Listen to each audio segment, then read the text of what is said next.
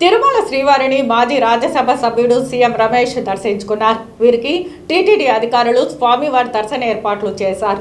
తిరుమల శ్రీవారిని మాజీ రాజ్యసభ సభ్యుడు సీఎం రమేష్ దర్శించుకున్నారు.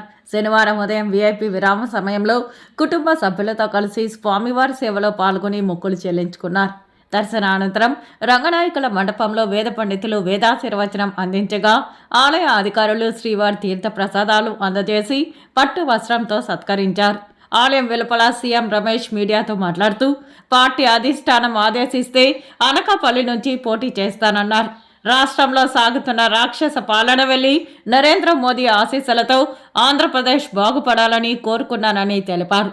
రాష్ట్రంలో కూటమి విజయం ఖాయమని ధీమా వ్యక్తం చేశారు. జగన్మోహన్ రెడ్డి రాక్షస పాలనకు అంతం అందించాలని ప్రజలు కంకణబద్ధులై ఉన్నారన్నారు. భారతీయ జనతా పార్టీ నాయకత్వాన్ని కోరడం జరిగింది.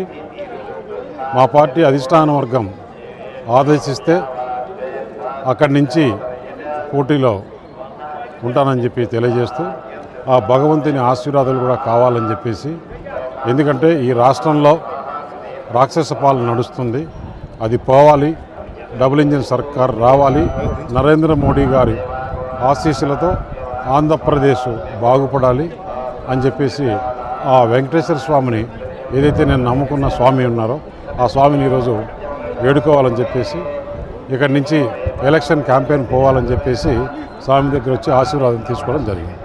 అలయన్స్ చాలా బాగా సక్సెస్ అవుతుంది, బ్రహ్మాండంగా ఉంటుంది.